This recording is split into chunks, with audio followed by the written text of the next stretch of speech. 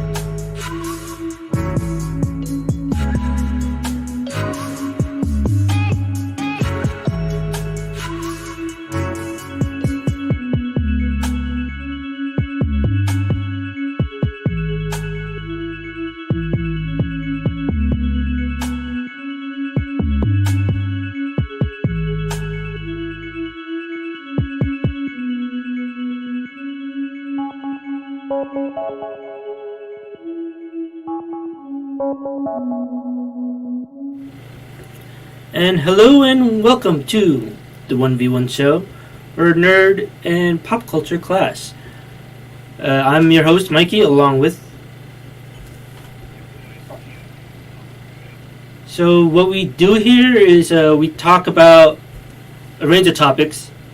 First, we start off with two main topics for about 15 minutes each, and then we go into a bunch of subtopics for about 2 minutes each. And it's not really exactly 2 minutes, it's more of like a guideline. But yeah, so our first topic, we're going to talk about the biggest thing that Gio is really hyped for this week, and that is the Nintendo Direct. Gio, let's hear it.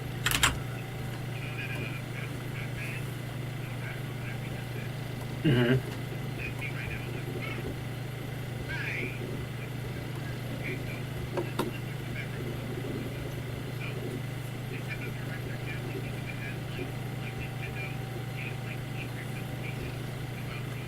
Uh-huh.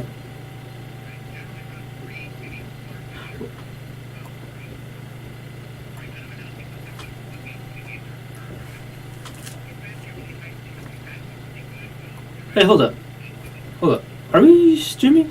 Because my thing says... Oh, yeah, we are. Yeah, we are. Okay, yeah. Sorry. We are. Sorry. Go on.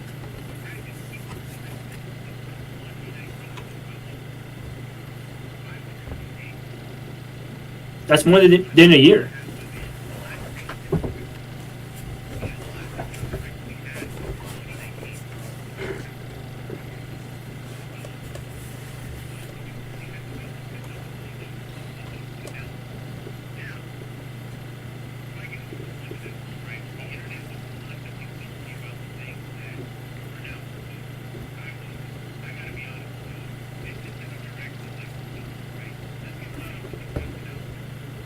Mm-hmm.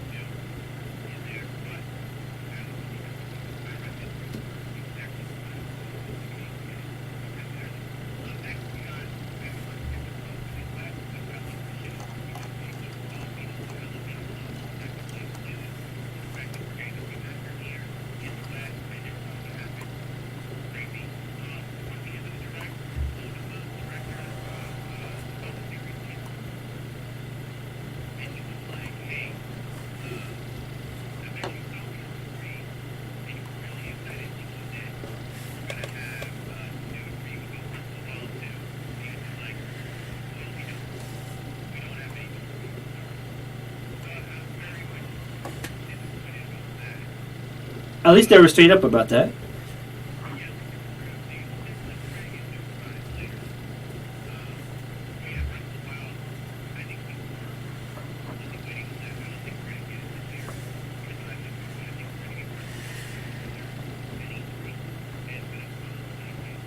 Mm-hmm.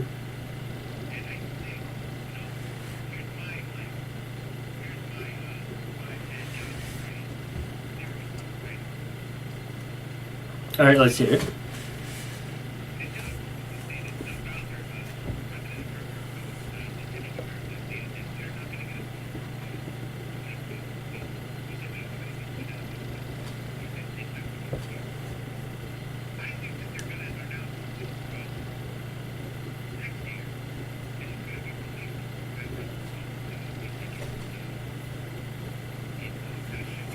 Mm-hmm.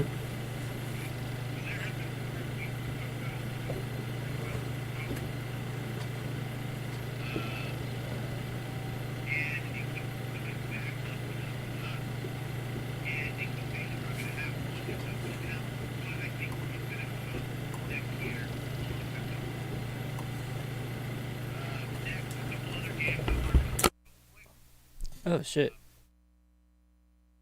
Sorry. I realized my mic was on. My mic was shit. But all right, never mind. I fixed my mic audio. Sorry. Go on. So my intro was sounded must have sounded like shit. I just realized. Oh well.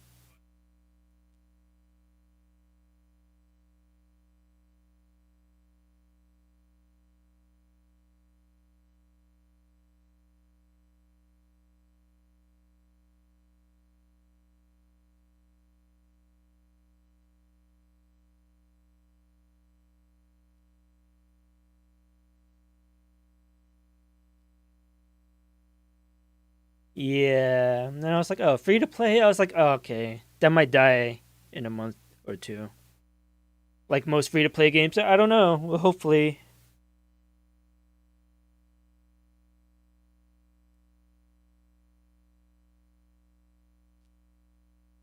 Yeah, and it's made by the people that made Zynga, right? Yeah. So, and this is the first game on a console, I think, from what I've heard. I don't know. I think I might have. I don't know if that's true or not, but I think that's what I read. Oh shit! What? Damn, my bad. I What didn't have happened? your audio on. Oh, did someone say something in chat? No. Well, shit. Fuck. Should should we should we test it? No, yeah, we didn't test it before we went live. Oh shit. I fucked up on that one. Is it still good, or should we start over? Should we keep going? Yeah, we should probably start over. All right, all right, all right. Is anyone watching?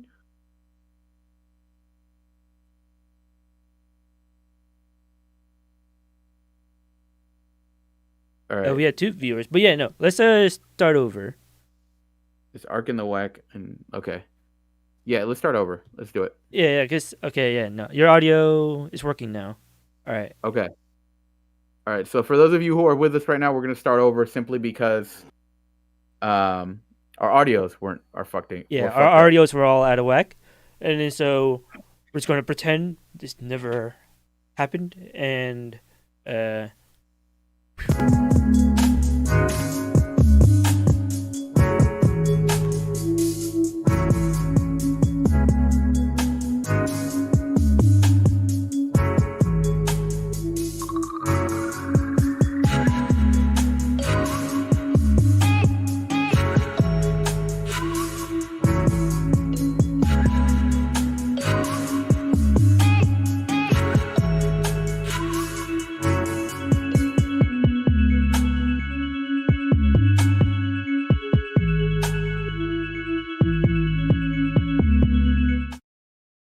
and hello, welcome to the 1v1 show where nerd and pop culture clash.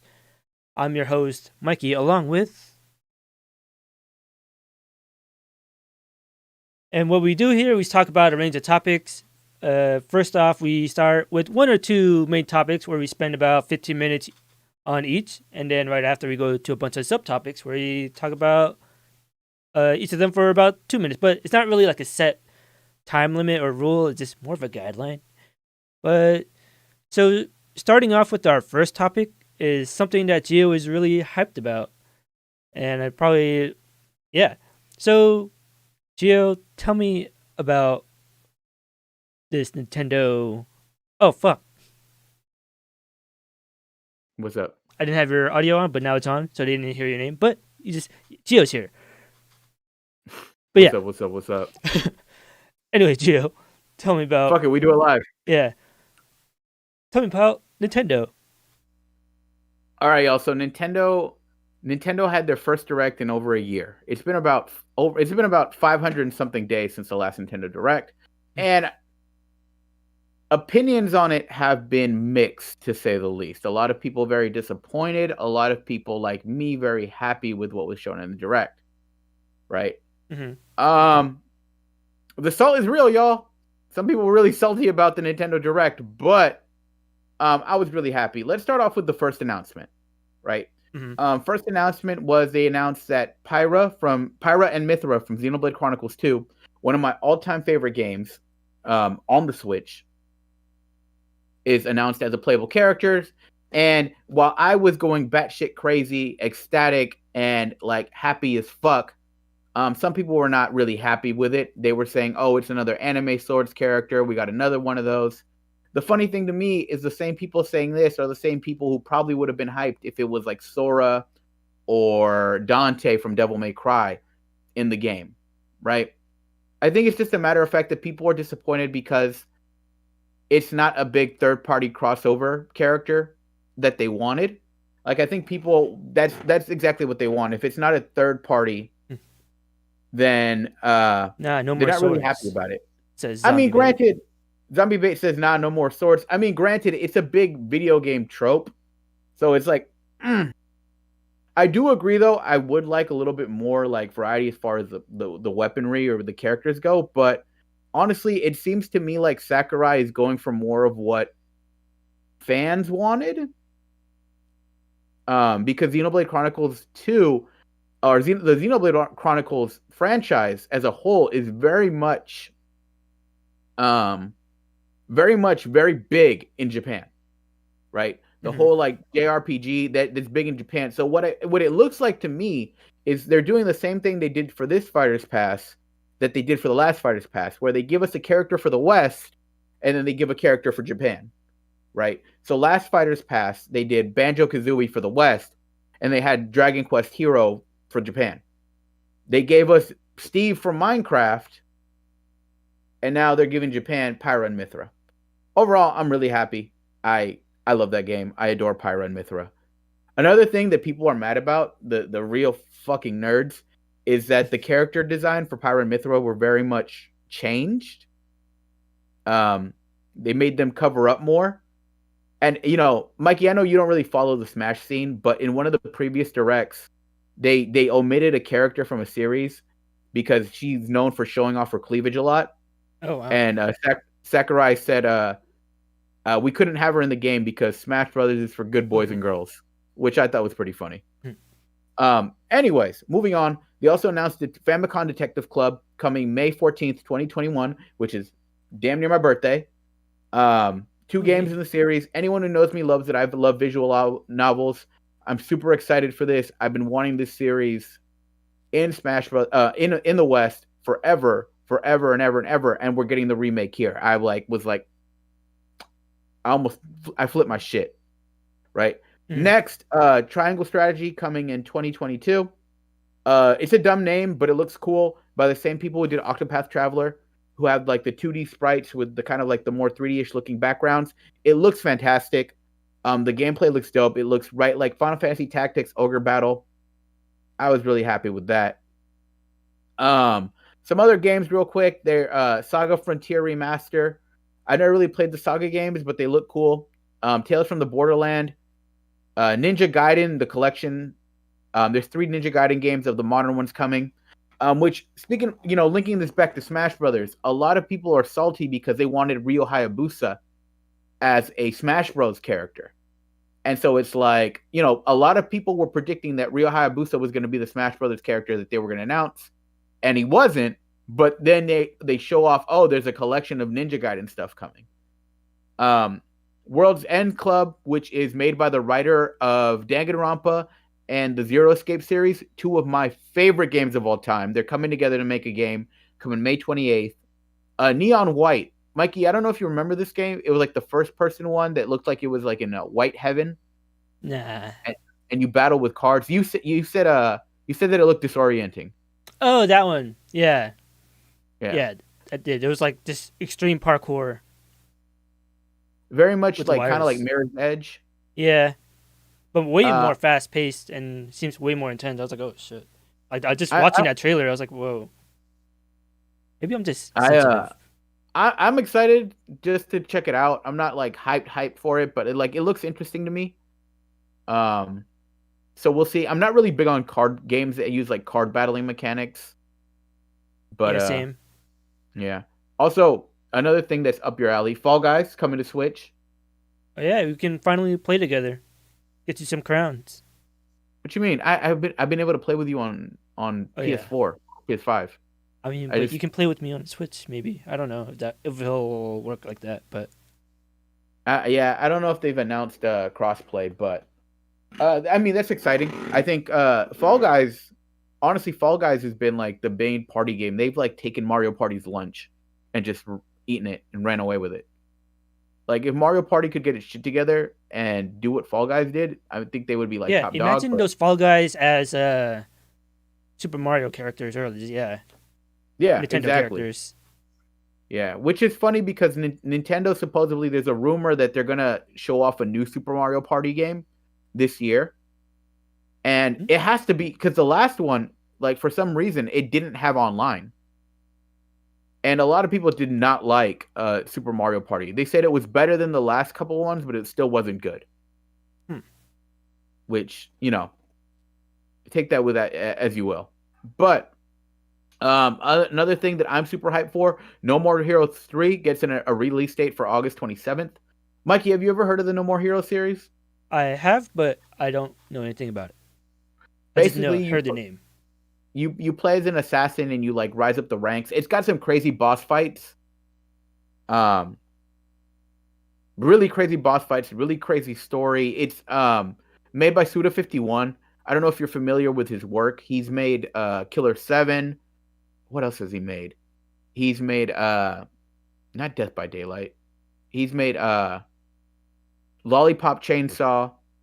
He's made what other games? He's made. Well, I can't remember what the other Suda51 games he's made, but he he's really wacky and um pretty out there with his game mechanics. So I'm excited for him. I'm excited for him to get to get this third game out because it's been a while. It's been a while. The last No More It's Heroes been a game, while. the last No More Heroes game was in the Wii era, so it's been a while. Other things, Star Wars Hunters. I think I saw the Star Wars logo. I was like, oh, there you go, Mikey. But then we both saw that it was like free to play, and we are both like, Yeah, I was like, oh whack. shit, a reason for me to get a Switch, and then it was nothing. It was just people Yeah, in the cave, the Star Wars hunters. Like what? yeah. I don't know. There's not much information on it, but I'll wait and see. It's a free to play game made by Zynga. I'm not really. Yeah, they made Farmville, right? Yeah, And Facebook yeah. They're games. Farmville people. I'm not really hyped for that. Same. Um, Another thing, Triangle Strategy coming out 2022. It's a stupid name, Triangle Strategy, but I'm really hyped for it. It's got that 2D, 3D kind of hybrid that they did with Octopath Traveler, which is also a stupid name, but I like it. Honestly, if they kept the name Triangle Strategy, I wouldn't care. But I'm excited for it. It looks very much like Final Fantasy Tactics in the Octopath Traveler style. So I'm here for it. There's a demo that was released the day of the direct. I haven't played it yet, but I will. Um, Age of Calamity, which is the Zelda Breath of the Wild Muso spinoff, is getting a expansion pass, which that game sold like gangbusters. I think I read a stat that Age of Calamity sold more copies in 1 month than the collective sales of Samurai Warriors 1, 2, 3, and 4. So, that Damn. Nintendo Zelda presence is strong. And the last but not last but not least, near the direct, Eiji Aonuma came on the screen and was like, "Hey," because he's known as a Zelda guy. I know you're not really familiar with like who the Nintendo people are, Mikey, Hmm. except for Yeah. probably Miyamoto. Yeah, and that's who I was gonna say. Yeah. Aonuma came on. He's the director producer of the Zelda series, and he's been basically whenever he shows up on screen, like it's Zelda, right?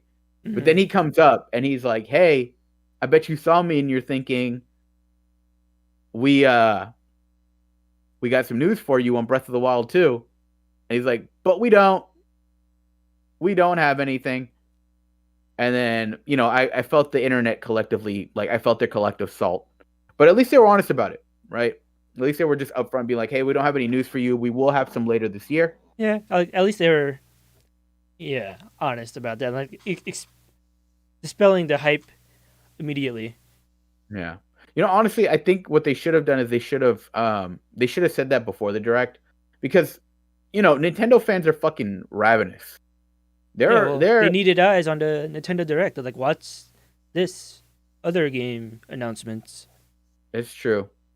But I feel like Nintendo fans, they're so ravenous. I mean, granted, like a lot of them are either like fucking children or like man childs that are like legit mad over like a toy company showing off commercials.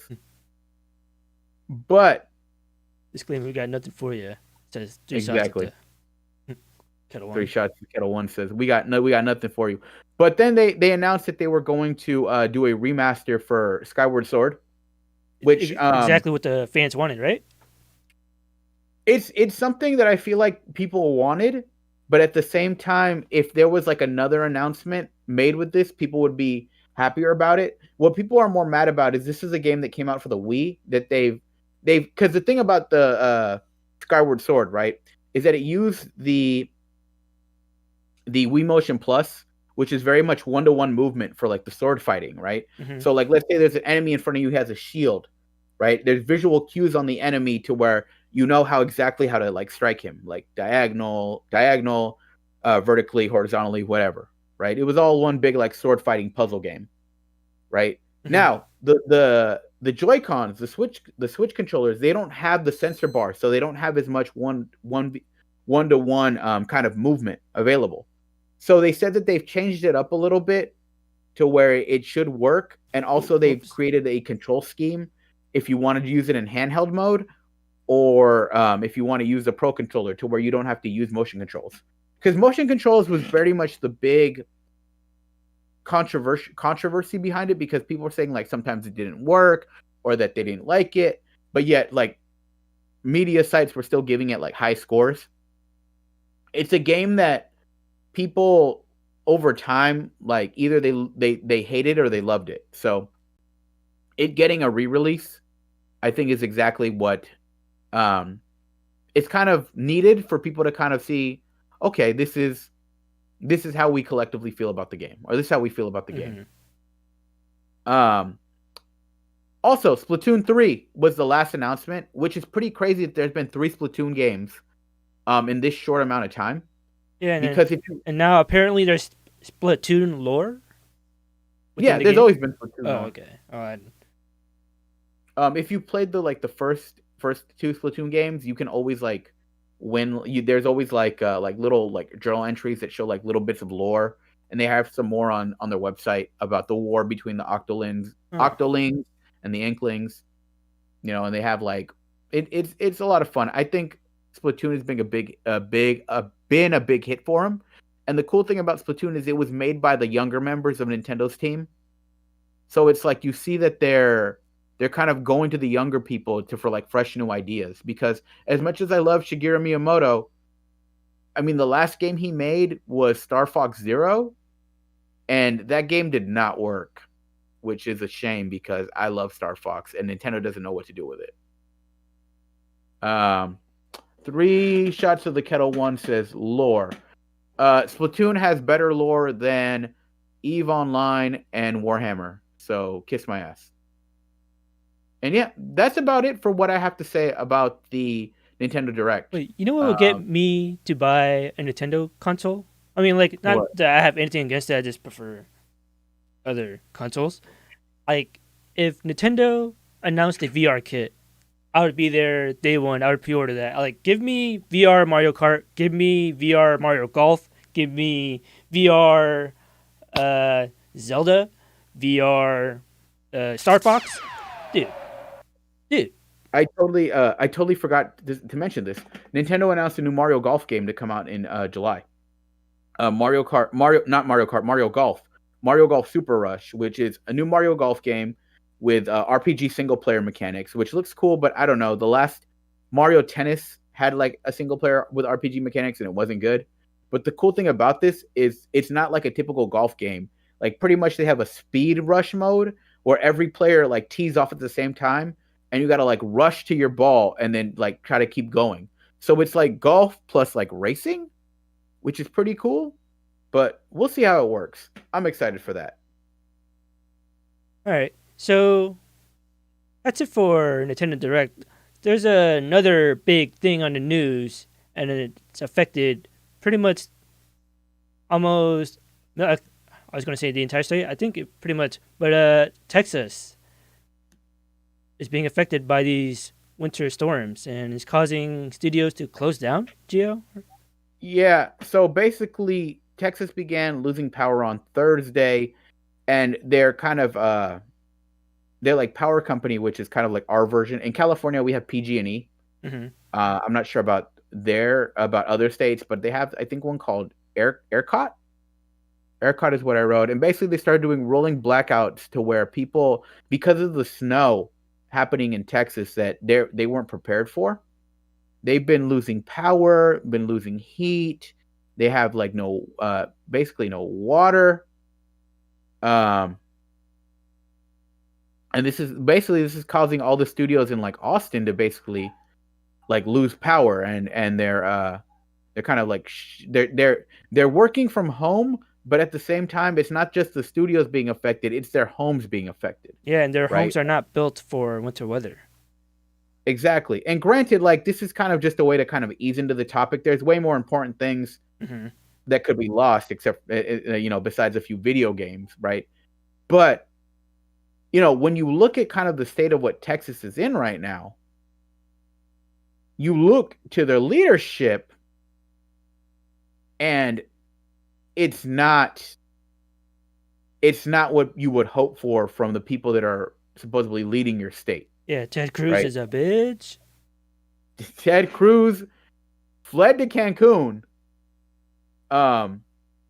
during this time when Texans are kind of suffering, right? And it's very hypocritical. It's very much, and I saw a meme I think this morning where it was like Ted Cruz said something about like I went there for my kids. And then someone like put a meme that was like, "Oh, so you agree that it's okay for parents to cross the border to find a better life for their kids?" So, and people's roofs are collapsing because all the pipes are going through the attic. Oh, is that how their plumbing system works? I mean, yeah, that's what I've read. I don't know if that's true, but that's what I've seen. A couple of homes, the roofs have collapsed because of the snow melting and then like into their homes and shit. But yeah, and not only that, but like NYT received images that they were planning to Cancun. Text messages sent from Miss Cruz to friends and Houston neighbors on Wednesday revealed a hastily planned trip. This is what Zombie Bait 90 is saying in the chat. Their house was freezing, as Miss Cruz put it, as he proposed a getaway until Sunday. Miss Cruz invited others to join them at the Ritz-Carlton in Cancun. I was like,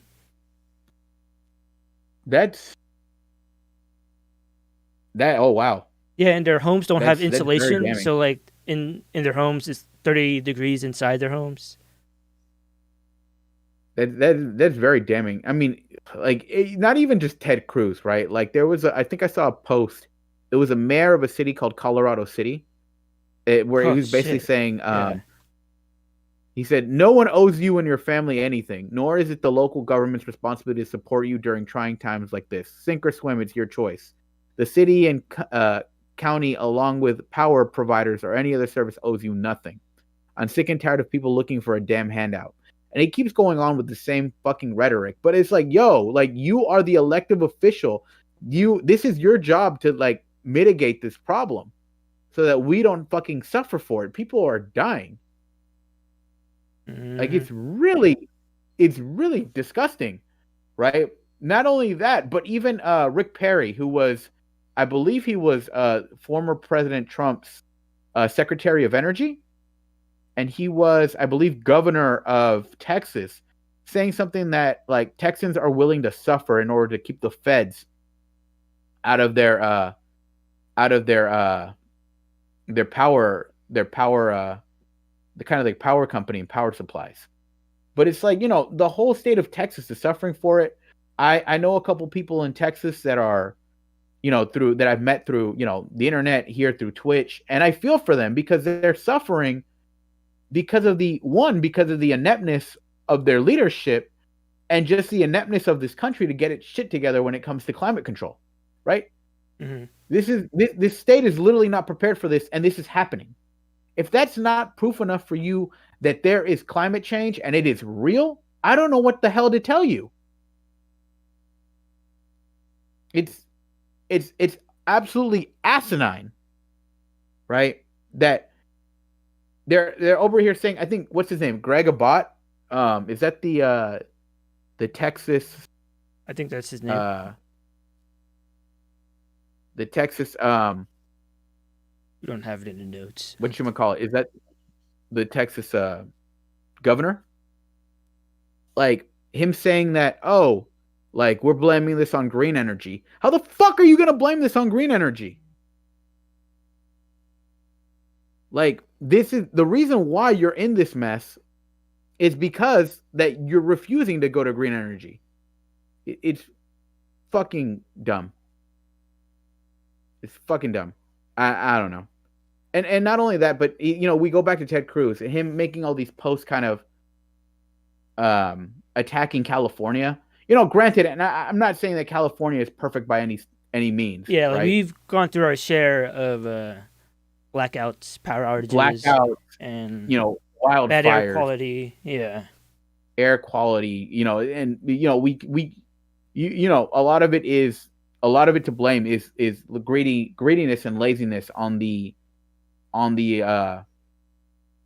side of PG&E and their inept and their innate ability to fuck up, right? I mean, we're not perfect, but you're over here kind of making all these posts talking about how California is fucking up, and then look at your own state, right? And granted, if we look at the vitriol of people who are like, even like, you want to point out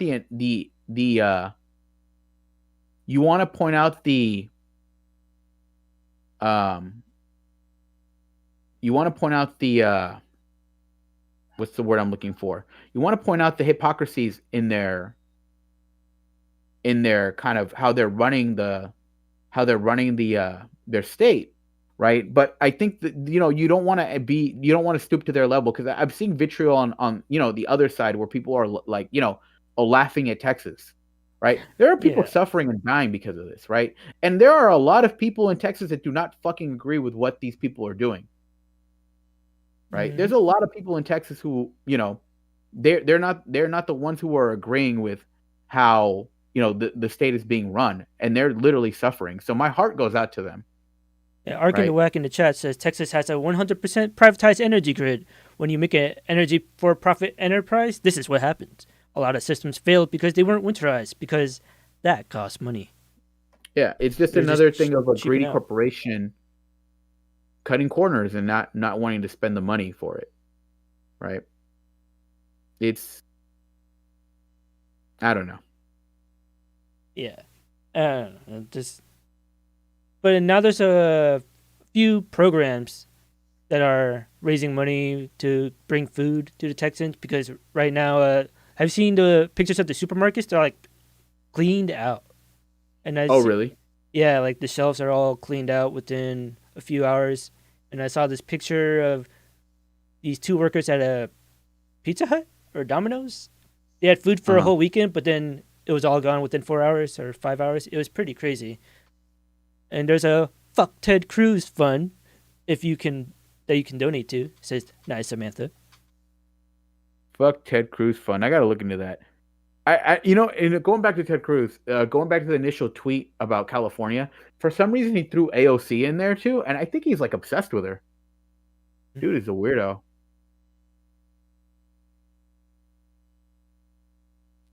Dude is a weirdo. 3 shots of the Kettle One says, who does that go to? I'm not sure. Yeah. I'm not sure. but we'll see. We will see. But yeah, like I said, my heart goes out to the people in Texas who are dealing with this. I mean, we opened the story up by talking about like several video game studios. They're like suffering because of this, but it's not Yeah, that's just just video like game studios. yeah. You know, it's people losing their lives. People losing their lives. People losing their jobs. People, you know, not being able to eat, not being able to stay warm. People's children suffering. It's very much a sad thing what's happening in Texas, and you know, I just hope the people responsible for this, like, really get what's coming to them. I really do. Yeah, But fuck anyway, Ted Cruz and Rick Perry. Ted Cruz, fuck Rick Perry, fuck Greg Abbott. The way they're dealing with this is just, yeah, I'm disgusted. Oh, the Fuck Ted Cruz Fund goes to the American Red Cross, who are working with Texas currently to donate anything they need during this crisis. Oh, okay, so it goes to the Red Cross. Shit, we should have looked up some funds too. Shit. Yeah, that's true. We did. We did not. We did not. I think I was just too angry to look up. You know, sometimes when it comes to stories like this, you kind of just look. You look at the negative. And granted, there's not a lot of positivity to be made by this, but like, you know, I think it's important to be like, okay, well, there's got to be people doing something out there to help these people who are suffering in Texas, who don't have heat, who, you know, they have like their roofs collapsing in, right? Mm-hmm. But yeah, AOC is. Oh yeah, AOC is. Oh, yeah, she has a AOC, program. She raised a couple million, I think, right? Or 1, 2, 3. something like that. I'm watching this on my data and it's lagging. Hello, Kenya. What's up, Kenya? Oh, also, just a quick shout out to everyone who's in the chat. Nice Samantha, Zombie Bait, Ark in the Whack, 3 Shots to the Kettle One. You know, y'all have been kind of our regulars. So, like I said, thank you. Thank you for sticking with us, even through our live fuck ups. All right, but you want to just move on to the subs topics? Yeah, we'll move on to the sub. All right, so that's pretty much what we do for our main topics. We spend about 15 minutes, and so now we're going to go to our subtopics. For each topic, we will talk about for 2 minutes. And hold on. And yeah, so the first topic is I'm going to start it off with. Glad you guys are doing it. Shout out anything. So wait, did I do it right? Wait, hold on. Oh no, I did. Hold on, I'm doing it live. Wait, where's the clock? What are we doing? We are going to talk about, or I'm going to talk about Gremlins, the Secrets of the Mogwai, because that is a animated Gremlins prequel series on Netflix, I believe. It's a 10-episode series that travels back to the 1920s Shanghai to reveal the story of how 10-year-old Sam Wing, the future shop owner of Mr. Wing in the 1984 movie, he met the young Mogwai named Gizmo, along with a teenage street thief named L, Sam, and Gizmo, and they all take a perilous journey through the Chinese countryside, encountering and sometimes battling colorful monsters, spirits from Chinese folklore, on their quest to return Gizmo to his family and uncover a legendary treasure. They are pursued by a power-hungry industrialist and his growing army of evil gremlins. So yeah, they just announced his voice actors. One of them is going to be, or there's a couple of them. Ming-Na Wen, who has played Mulan in the animated movie, and BD Wong, James Hong, and Matthew Rhys. I don't know how to say his last name correctly. And yeah, whatchamacallit. Other cast members include AJ Locasio as the voice of Gizmo, Gabriel Green as Ellie, one of Sam's friends, and the series will be written by Tae Chun and executive produced by Daryl Frank and Justin Falk. The people who produced The Americans, Animaniacs, and Amazing Stories, and also the guy that did Teen Titans Go. And also the people who made Dawn of the Cruise and Robot Chicken, and who are serving as co-executive producers, and the guy who did Coraline and Scooby Doo will serve as a supervising producer. So there's a quality cast behind this movie. Yeah. Anyways, speaking of quality cast, Gio, what can you tell me about this All-Star game? All-Star game, right? Okay, so the All-Star game, we talked about this a little bit, I believe either last week or 2 weeks ago, where we talked about players voicing their dissent about the All-Star game being played, right? And there's that conversation to be had about during a fucking pandemic, should we even be playing this game right now? Especially an All-Star game where it really doesn't matter, right? It's just kind of a show, right? But if there's no fans in the stands, what's the point? But the NBA seems to be kind of intent on keeping the game, making the game happen. And they've announced the starters for the All-Star game. So LeBron and Kevin Durant were named the captains of the West and East team, respectively, with the West being LeBron James at the 3, Steph Curry at the 1, Luka Doncic at the 2. Actually, no, LeBron would be at the 4. And so Kawhi Leonard would be at the 3, and Jokic would be at the 5. Right? Mm-hmm. It doesn't really matter, though, because during the All-Star game, they really just kind of, what's the word I'm looking for? During the All-Star game, they kind of play positionless basketball. Yeah, and for the like Kenya said in the chat, I think we could go without it. Yeah. The All-Star game is supposed to be like a vacation for the players. It's supposed to be to have fun, but why even have it?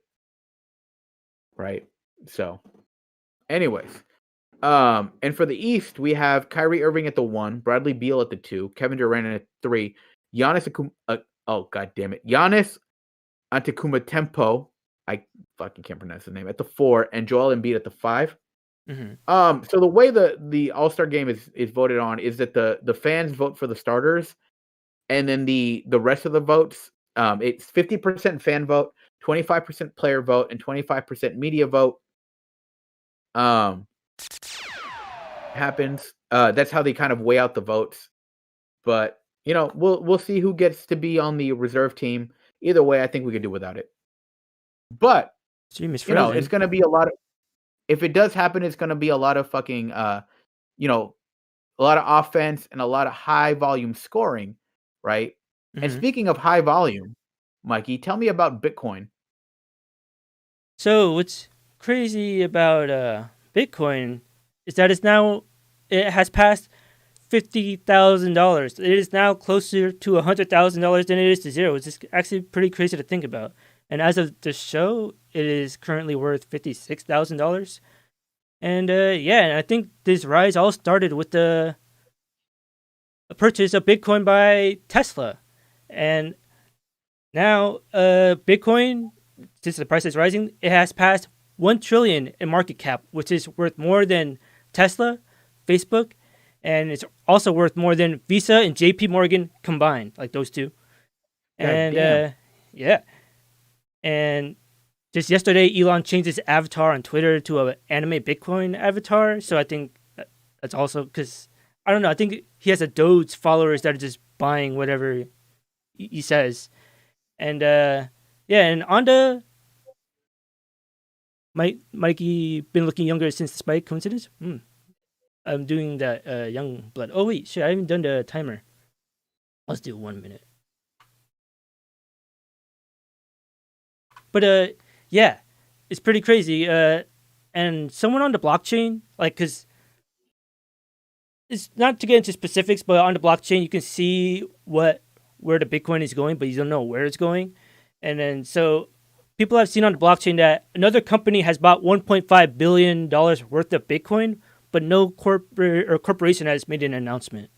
And why do people love him so much? Because he's rich. I think it's because he makes spaceships and stuff, and also because he's rich. I don't know. I'm not a fan of Elon Musk. I think he's a twat, but moving on. But and also another cryptocurrency called Ethereum has reached its all-time high, passing 2,000. And another news, Canada just had the first Bitcoin ETF, which hit twice the trading volume than their next ETF, which is pretty crazy. And then there's also this new thing in crypto called NFTs. And then someone sold an NFT NBA Top Shot pack for like $30,000.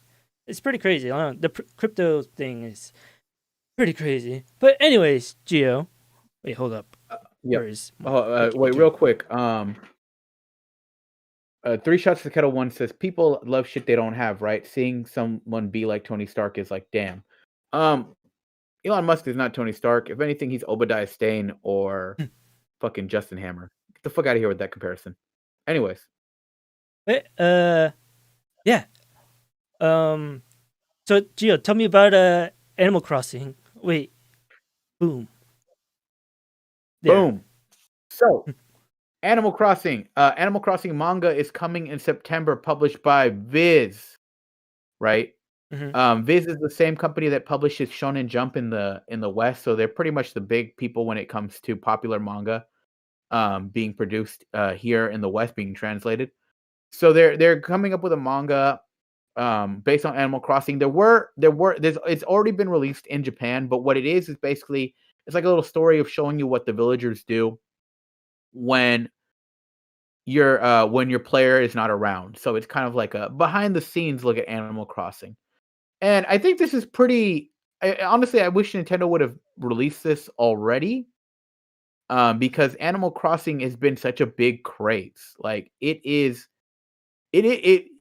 one of the highest selling games of last year, and not only that, but it is. What's the word I'm looking for? It's become more of a phenomenon to where you have people who don't even play games that bought a Switch just to play Animal Crossing, right? There were talk shows about it. Not only that, but maybe it does make sense for them to come out with it this year because it is the 20th anniversary of the original game. So we'll see. We'll see what's coming up. I mean, it's cute, it's adorable, it's a manga coming out. I'm excited for it. And you just kind of want to see what these characters do when you're not around because it's such a cutesy game and you have a variety of little cartoon animals that sometimes they feel like a family.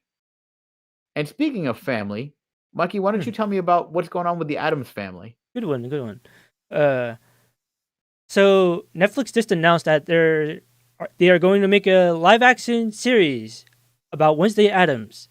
This was they were first working on it back in October, but no network or streamer wanted it at the time, and Netflix has ordered an 8-episode coming of age series for the service, and it's based on the character originally created by Charles Addams. Wednesday is a young adult TV series describing as a sleuthing, supernaturally infused mystery charting Wednesday Addams' years as a student at Nevermore Academy.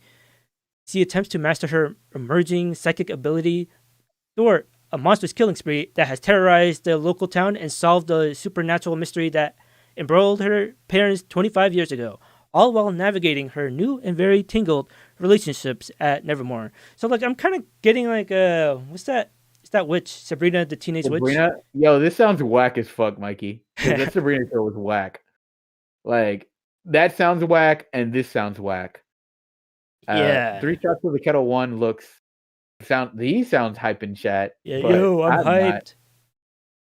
Netflix Wednesday series. He sprung up. He was like, "Oh, I'm hype." Blah blah blah. I'm an Addams Family fanboy. I like the movies, and yes, to be honest, Addams Family changed my perception of Thanksgiving forever as a child. Yeah, fair. Good education. I mean, I think the Addams Family is cool. Like, don't get me wrong. I love the Addams Family. What I don't love is these Netflix adaptations that make it seem like something that it's not. So, this is giving me straight up like Sabrina, Riverdale bullshit vibes, and I'm not here for it. But it's by the creators of the AMC show Into the Badlands. Never seen it. Tim Burton is actually producing. Oh, okay. Yeah, so it's one of his few TV projects that he's worked on, including the Alfred Hitchcock Presents. So, I don't know. When's the last time Tim Burton has had a good movie? I feel like he had a good one recently. Actually, I don't know. The last one I can think of is Frankenweenie. Oh yeah, I still haven't seen that one. You But haven't seen anyways, Frankenweenie? no. Damn. But anyways, Anyway, shut speaking up, three about shots. fanboying for a group of characters, Gio, tell me about Avengers.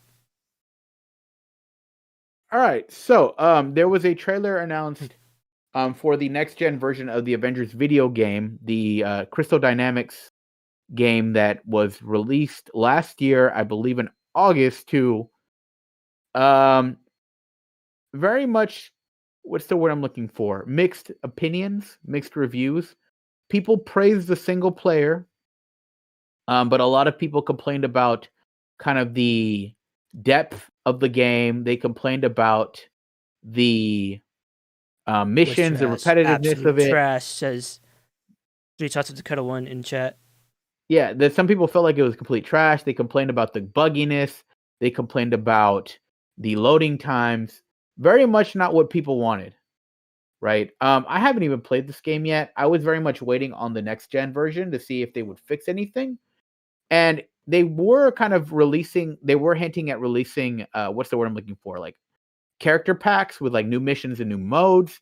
And it seems like in this new next gen update is that they're going to release Hawkeye and Kate Bishop, who is like Hawkeye's apprentice. And at one point in the comics, she even takes over the name Hawkeye. It's kind of weird that they're doing both these characters back to back because they're so similar. You would think they would want to throw in some diversity in there, right? As far as like type of characters, Yeah. right? You know, people complaining like it's too many characters in Smash that are sword fighters, and no one is complaining about, oh, the Avengers game has 2 arrow shooters going back to back, but you know, whatever. I don't know, but even though this game was the 11th highest selling game of last year, Square Enix still went on to say that they expected more from it. So, like, the question is it too late for Avengers? Is this game done? Yeah, I think this is way too late for Avengers. Like I think the hype is gone. Everyone already has an opinion about it and they have moved on. And I don't know if this season 1 will bring people back. I don't know. Yeah, I don't know. I don't know either. But, you know, speaking of things that may never happen, right? Mikey, why don't you tell me about George R. R. Martin? Yeah, so instead of finishing the books, George R. R. Martin is going to adapt a TV series of his friend and mentor's sci-fi novel Roadmarks for HBO, which going to bring more dragons to the HBO premium cable channel. And so yeah, George R. R. Martin is going to executive produce the Roadmarks show, and it's going to be written by Kalinda Vasquez, who has written for Star Trek Discovery and was a co-executive producer on Fear the Walking Dead. Yeah, so the TV series is called Roadmarks, and it adapts Zelazny's book, which was published in 1979. And the book is about a highway called The Road, which runs from an unimaginable past to the far future, and those who travel it have access to the turnoffs leading to all times and places, even to alternate time streams of histories that have never happened.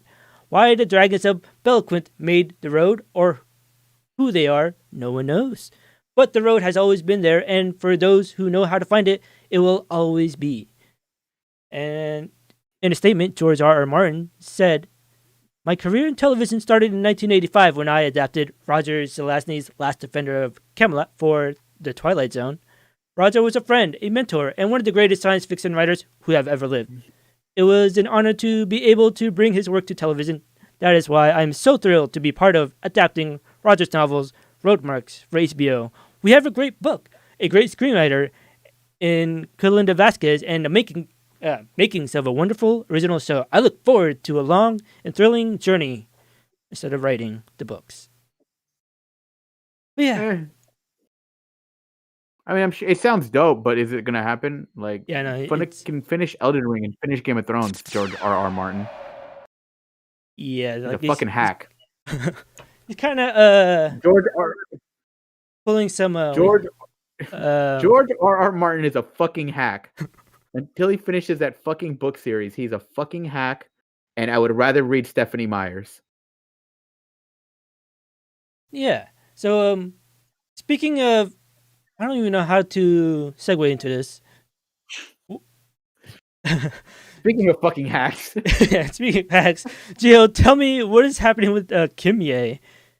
All right, so it's official, y'all. In a move surprising no one, in a move surprising no one, Kim Kardashian has filed for divorce from Kanye West. What? Wow, really surprised. I mean, like this is kind of like, this is kind of news that a lot of people would brush off as like, who gives a fuck, like whatever. But I think there's some, some intricacies in here about like, did some of the things that Kanye said during his run during the election or beforehand, like, did it lead to this decision? That man kind of really said some off the wall shit, like saying that Harriet Tubman didn't really free the slaves and, things like that. Mm-hmm. Mikey, I know you are a big Kanye fan, and do you think that this leads to a new Fire album? I mean, I'm a fan of his music, not of the artist. Like, I can separate the artist from his artistry, but yes, because after Heartbreaks, we get Hellfire albums. We got 808s and Heartbreaks, which is what got me into a Kanye fan. And then after he broke up with Amber Rose, we got My Beautiful Dark Twisted Fantasy, which was pretty dope. Not gonna lie. A lot of people said that was like the album of the 2010s. Yeah, but I don't know if we're gonna get another Fire album because he's really going ham. Another term that he made. He's really going ham on his religious journey through music and stuff. Yeah. Like seeing from his last two albums. So yeah, I don't know. Maybe it could, maybe it not. And like he bought over 100,000 acres in Wyoming to make a Yeezy campus. So like I don't know. We'll see where that goes. But yeah. I was gonna say one thing, like it kind of leads to that discussion of can you separate the artist from the artistry, right? Like he said a lot of things that people just don't want to be talking about. He said a lot of things that people just probably were not going to forgive him for, but can you forgive that? I mean, can you separate that? Can you say, well, his music's fire, I like his music, but I don't know. I think it's kind of a question that everyone needs to ask themselves, right? Yeah. Yeah. Mm-hmm. I mean, but like, could we watch another Harvey Weinstein movie ever again, or like the old ones, knowing what has probably happened?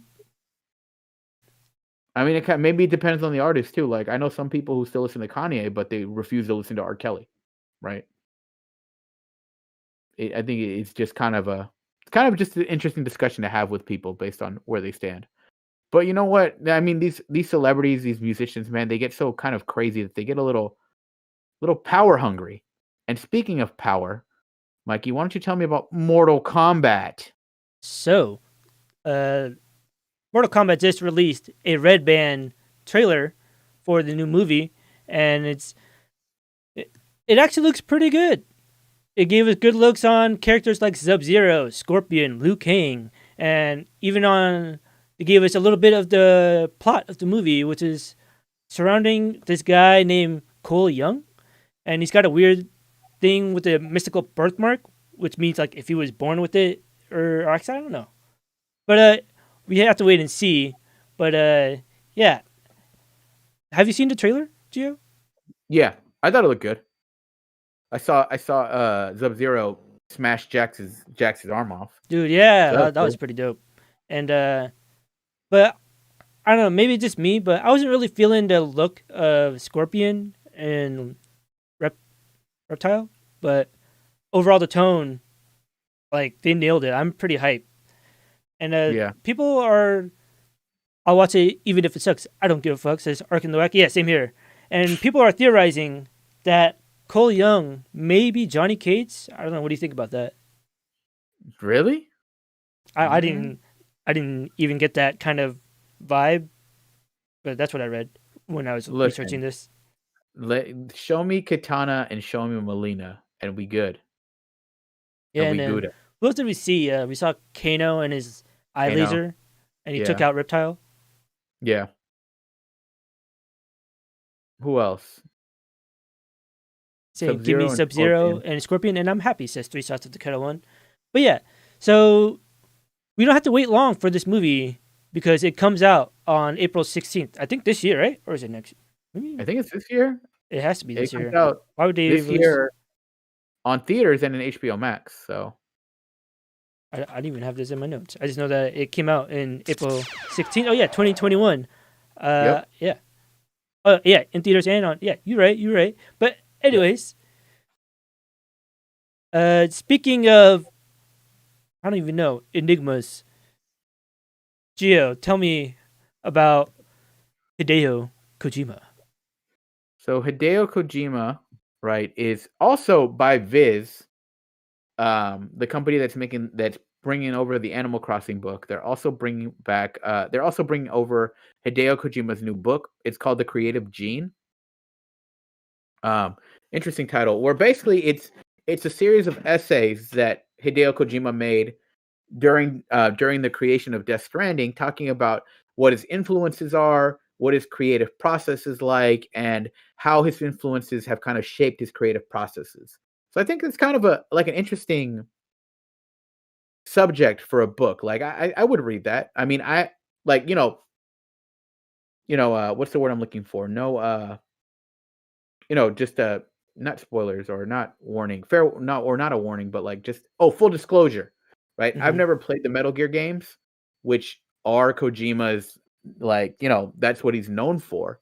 But I know I've seen cutscenes and no story bits, and I've seen like gameplay mechanics that he's introduced. I've played PT, I've seen things about Death Stranding, and it would be interesting to see how that guy's fucking mind works. Because I feel like Kojima, I think because he was so kind of pigeonholed to Metal Gear for years and years and years at Konami, like he didn't even really get a chance to really shine. Kojima made a game for the Game Boy Advance, Mikey. Oh yeah, I've heard it.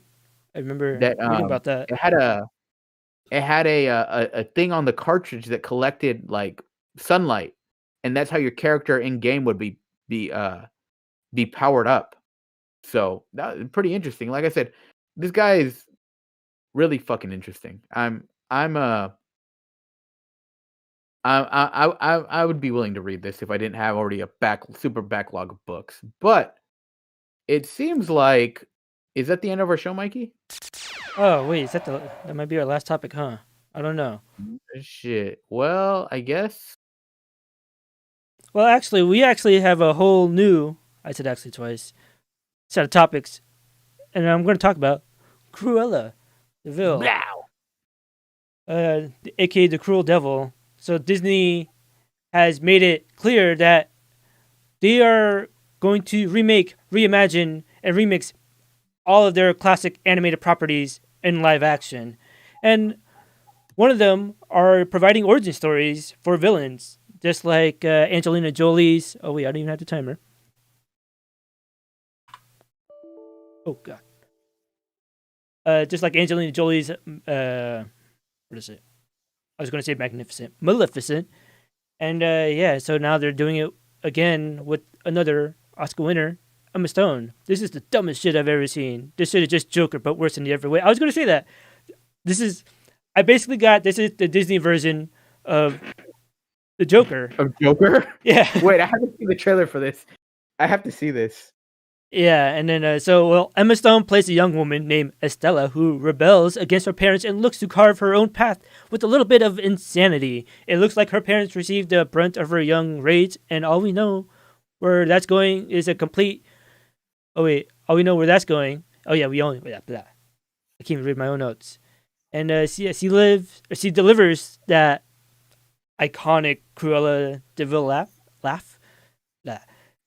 And they've been developing this since 2013. Yeah, so anyways, that is for the fans of 101 Dalmatians. Are you going to watch this movie, Gio? Real quick, Mikey. This is kind of off topic, but you said this looks like Joker. Did you see the new Zack Snyder Justice League trailer? Oh yeah, I did. Did you see the part when the Joker goes, "We live in a society"?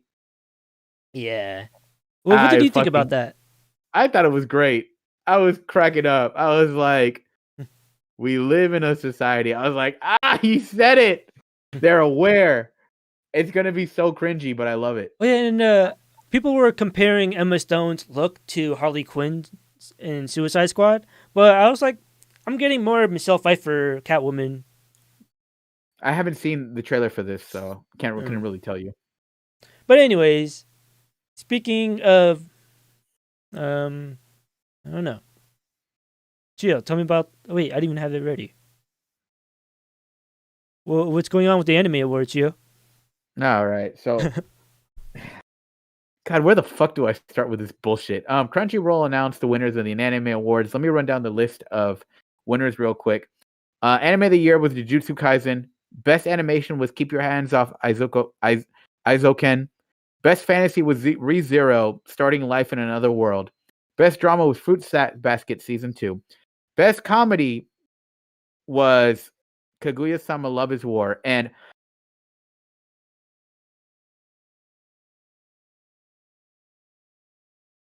What? Best girl was Kaguya Shinomiya from Kaguya-sama Love is War.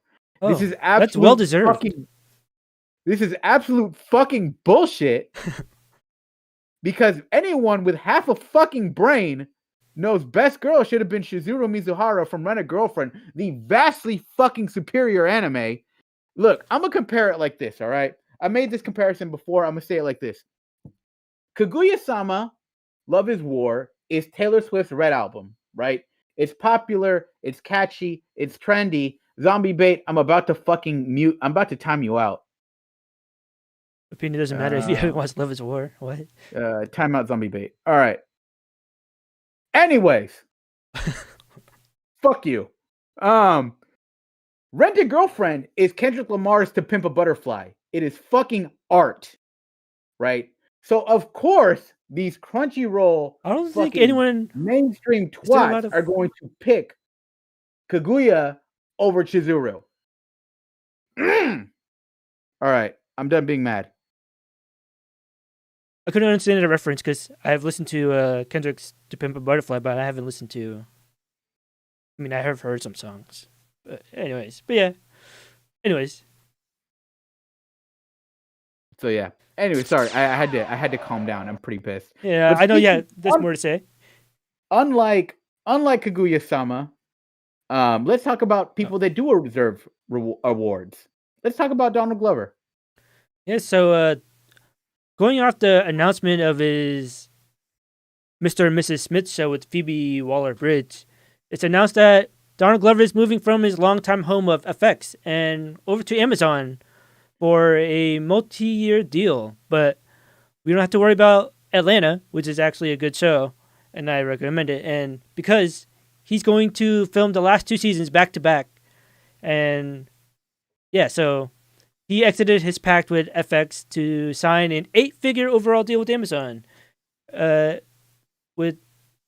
Yeah. So he's going to be including a content channel of sorts that will spotlight Glover's work and other curated content on Amazon's Prime Video Hub. And yeah, he's going to be working with his longtime director, Hiro Murai, which he directed the This Is America video and the Guava Island video or short film on Amazon. Have you seen that? Yeah, I liked it a lot. Yeah, so in a statement, he's going to executive produce other projects for Amazon, and there's already one in the works. And it's potentially a series called Hive, which is said to revolve around a Beyonce-like figure and stem from the writer of Watchmen and Away. Whoa. And the series has already got writers' room together with, with Malia Obama. She's part of the writers' room. Oh, wow. Along with the Watchmen writer. And so his new home is going to be on Amazon. That guy, and he might even have a show, a Lando show. I don't know, he is having a Lando show, right? No, that's rumors. I can't remember. But yeah, anyway, speaking of rumors that are now true, Gio, what can you tell me? Wait, hold on. About Marvel All right, y'all. So the Daredevil rights, along with Jessica Jones, Iron Fist, and Luke Cage, the Defenders are coming back to the MCU, y'all. Now I know Daredevil was the one that was kind of the first one to have his rights returned, but we finally got the rest of them. That broke this week with Jessica Jones, Iron Fist, and Luke Cage. Mikey, what did you think of the Netflix show overall? Daredevil, it's probably one of the best shows on Netflix as a whole, in my Right. opinion. And but the other shows, like, they're okay. They're not the best, but like it's cool to see their characters portrayed and play out. And yeah, are they keeping the same actors? I don't know. That's unknown. I mean, I would imagine. I would imagine they would for most of the characters.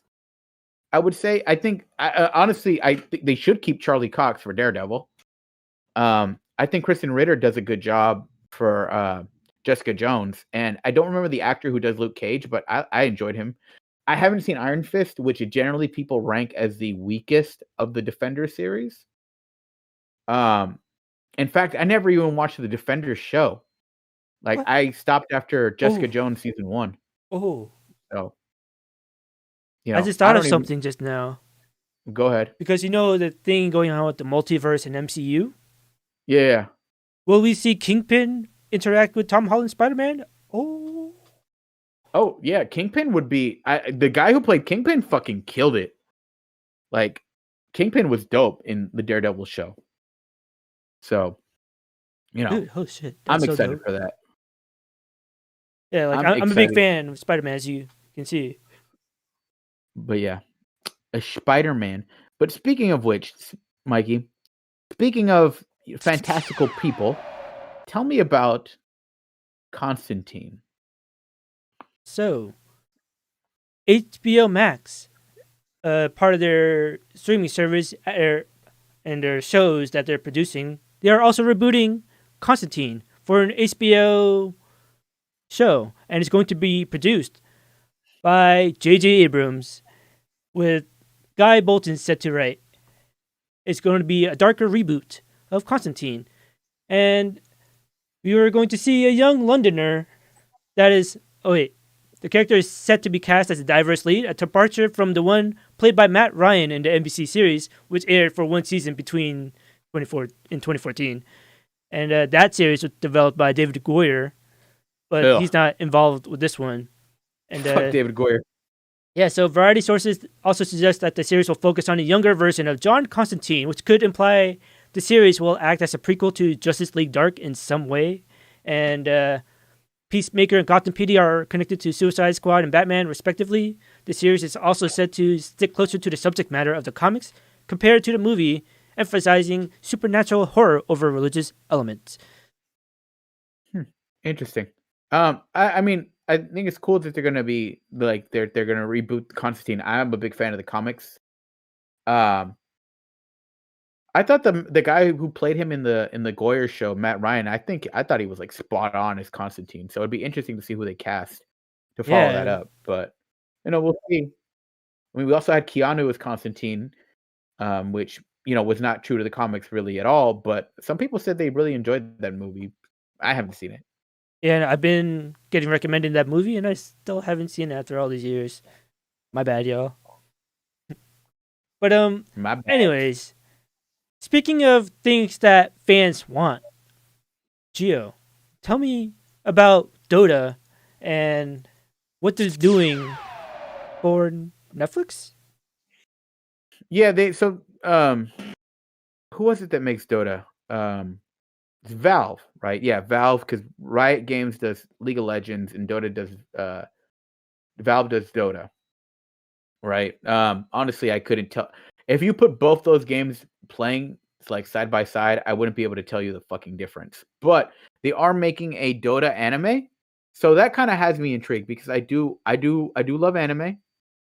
It's one of my things.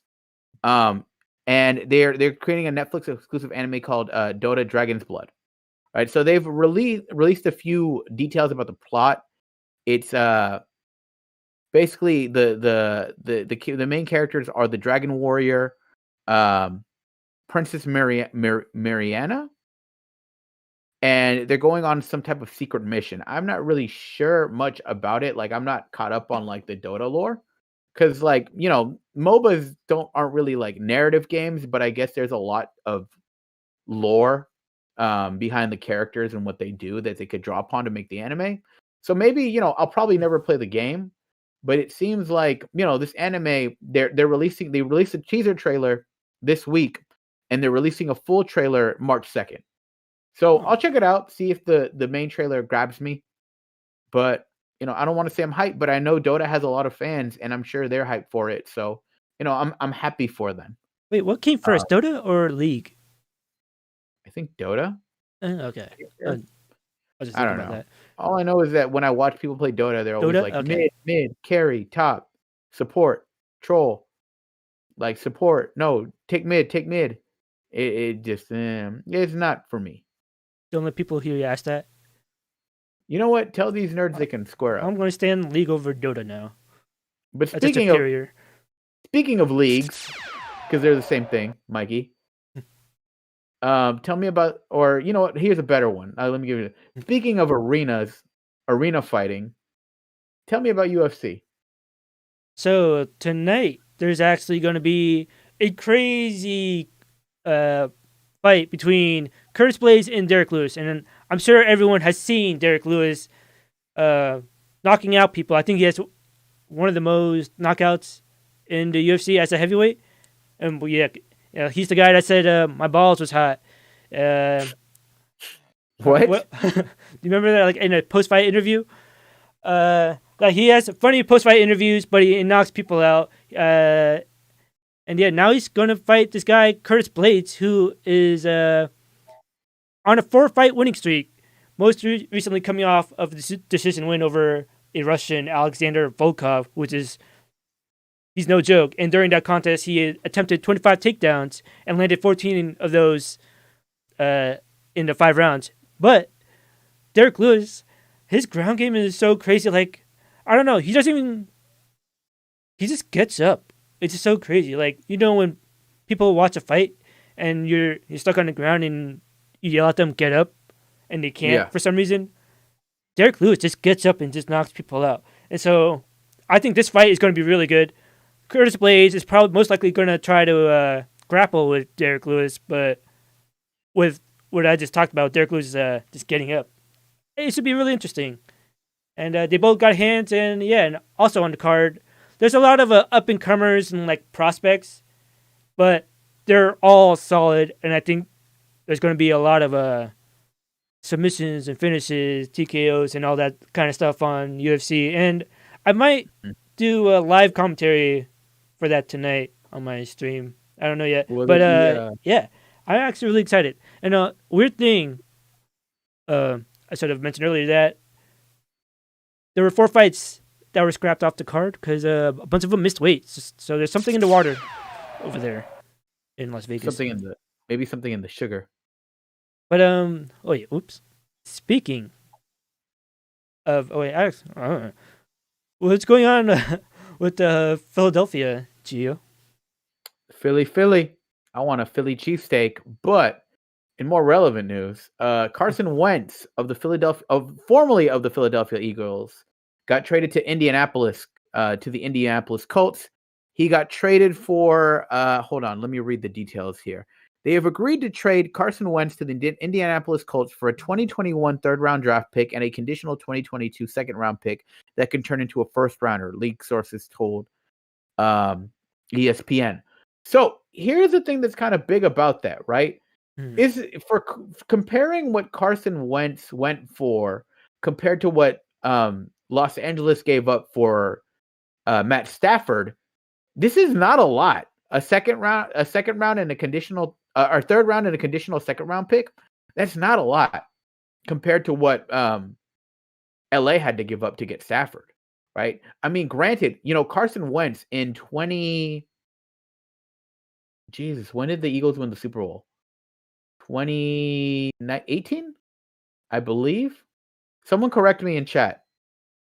I believe it was 2018 when the Eagles won the Super Bowl, because then I think it was the Patriots, and then the bitch ass Kansas City team, and then the Bucks. Yeah, I think it was 2018. when the Eagles won the Super Bowl, Carson Wentz was playing at a MVP level that year until until he ended up injuring himself right before playoffs. And then we know the story of Big Dick Nick Foles coming in and leading the Eagles to their first ever Super Bowl win. The real prophet Nick Foles. So then it's like Carson Wentz, he was a phenomenal QB for a couple of years, but it seems like ever since his injury, he just doesn't have it back. So it just kind of seems like the league is like one of those "what have you done for me lately" type things. So does this improve the chances of the team's Super Bowl appearance?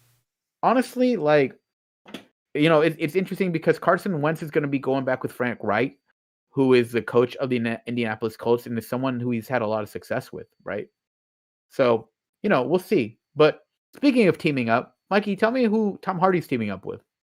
So, Tom Hardy is teaming up with the director of The Raid and The Raid 2. Gareth Evans has found his new home for the next several years, and it's going to be on Netflix. He has signed an exclusive deal to produce and direct films for the studio. As part of the partnership, Evans has set an action thriller called Havoc as the first film under the deal with Tom Hardy on board.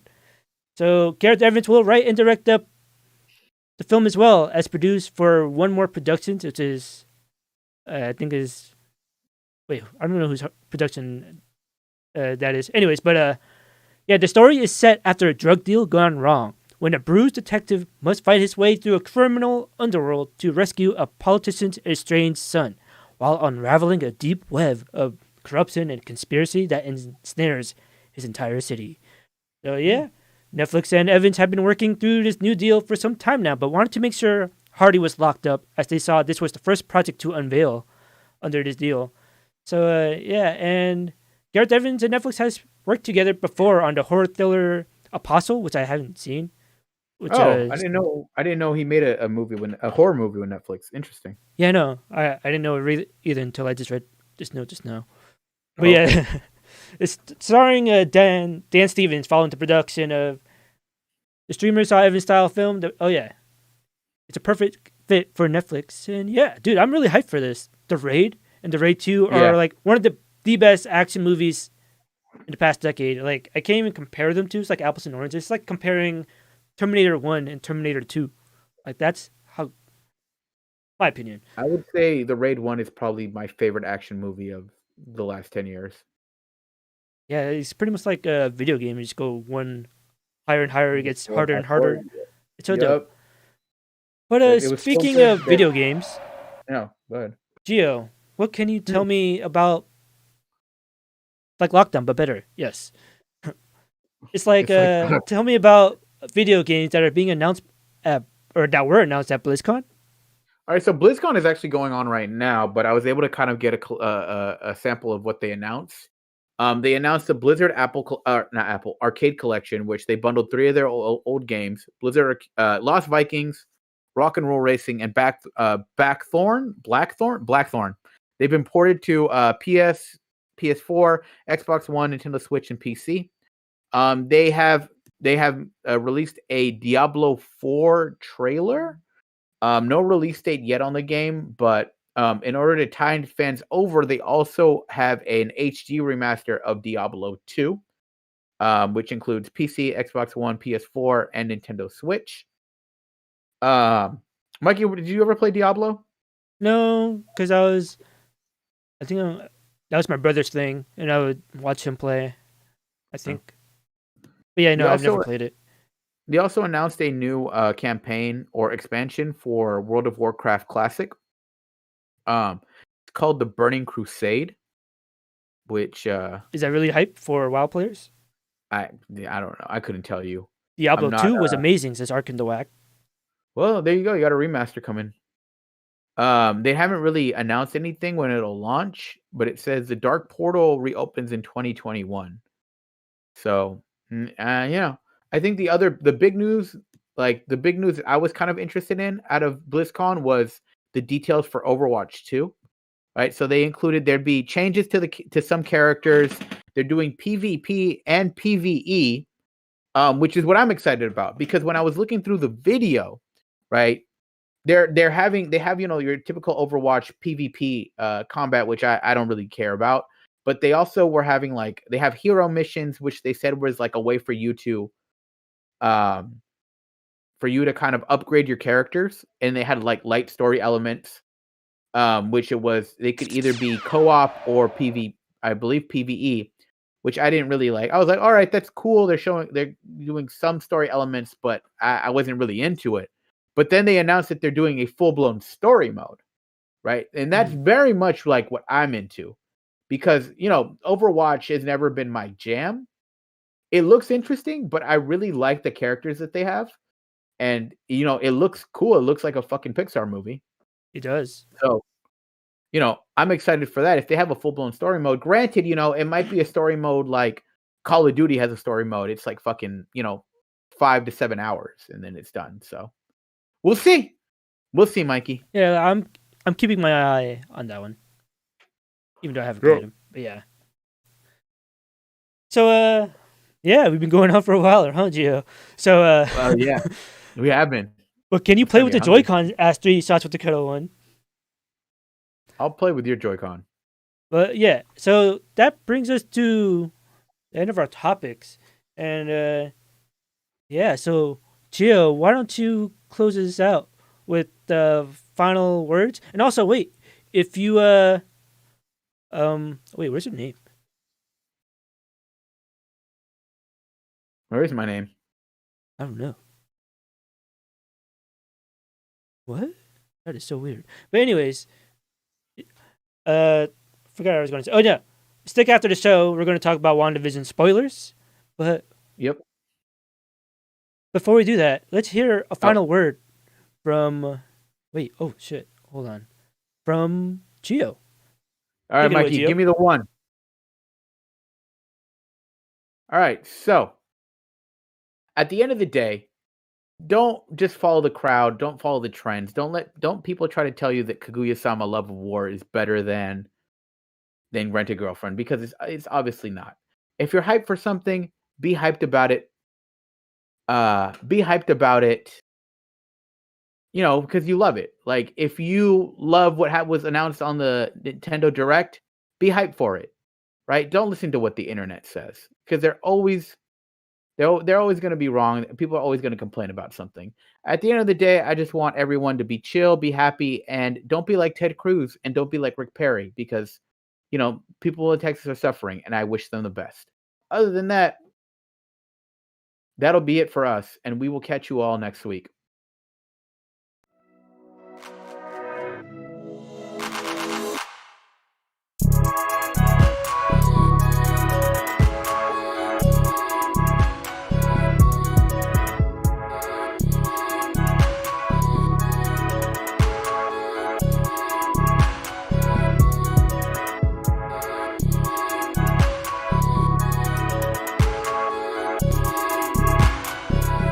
Boom, we were back. So yeah, we're gonna talk about spoilers of WandaVision. Have you all seen WandaVision in the chat? Because it's pretty crazy. So WandaVision spoilers. If you are not caught up to episode 7 or 8, I don't know. If you're not caught up to the episode that premiered yesterday, we're gonna spoil it. So we're gonna give you a spoiler warning. Spoiler warning. Warning. Episode 7. There's only 2 more now. Okay. And then, a month later, we have Winter Soldier and the Falcon. Like, I noticed that Fridays for the rest of the year are going to be owned by Marvel and MCU. So, like, I'm kind of excited for Marvel Fridays. Yeah, because after this, we got Winter Soldier and Falcon. Then we have Loki. And then I believe it's What If. It's coming? No. Is it What If? I think so. Is that the name of the? I don't know. And then I know Miss Marvel's coming on later in the year. I don't know what else is after that, but I'm excited for it. Yeah, so let's just start breaking down the episode.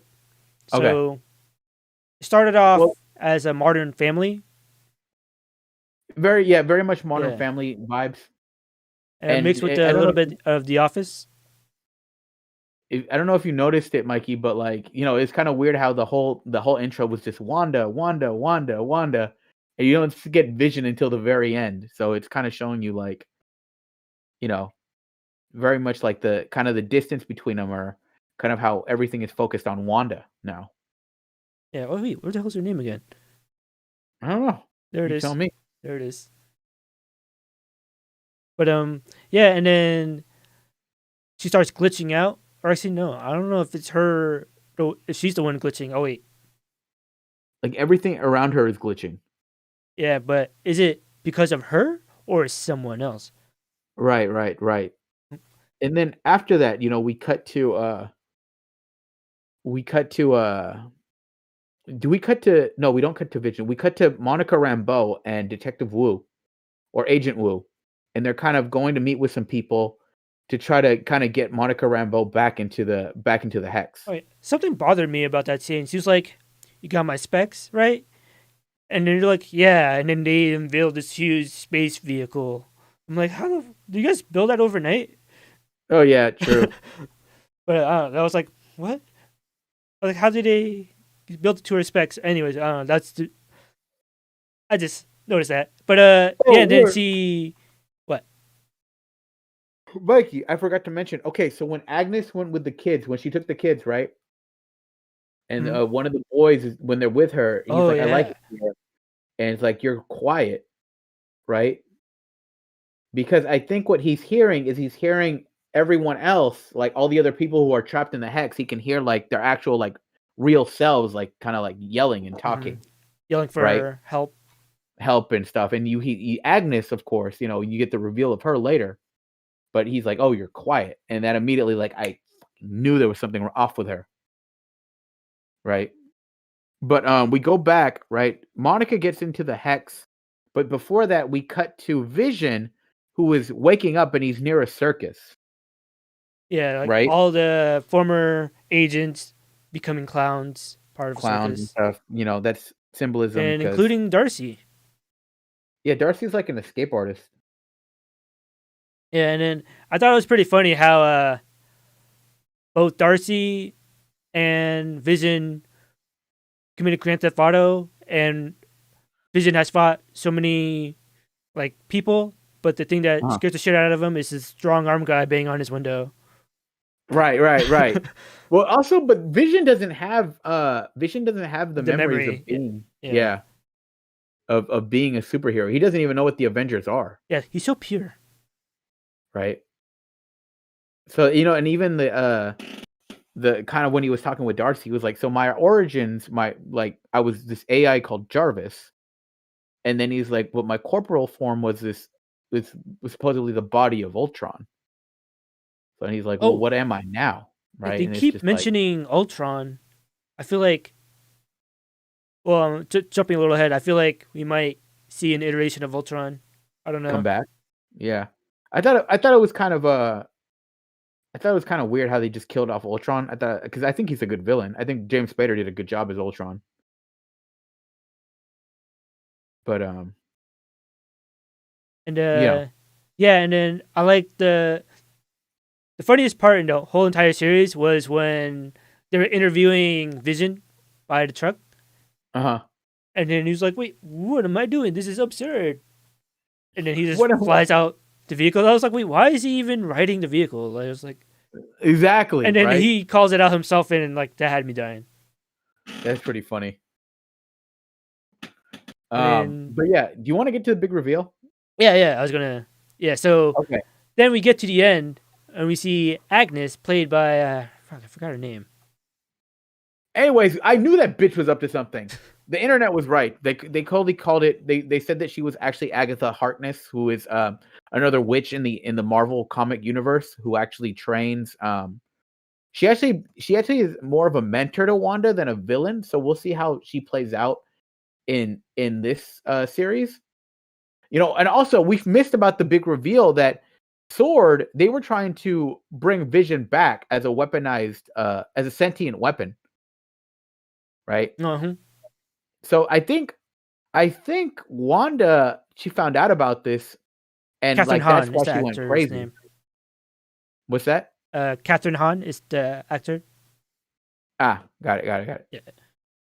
But Also, yeah, the voice of Doc Ock in Into the Spider-Verse. yeah, I knew she sounded familiar. Mhm. But you know, the I think there's more with the commander or the colonel guy. Forgot his name. But Hayes? Hayes, is that his name? I don't know. But yeah, I think there's something more with him. In fact, I wouldn't be surprised if he's actually some other villain in disguise. Like I wouldn't be surprised if he's Mephisto or Nightmare. Oh, right? I don't think. Yeah, I just saw a video of Paul Bettany talking about Mephisto. He's like, I can't confirm or deny because I don't want to get fired.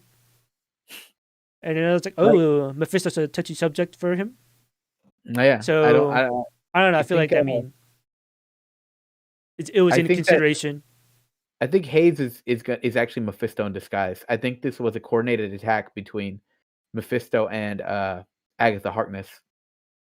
Right? It's like, all right, I deal with everything on the outside, and you deal with everything on the inside. So yeah, and the big reveal was we finally got a mid-credits scene. Yeah. Did you see that? Yeah, it was Stooper's going to snoop.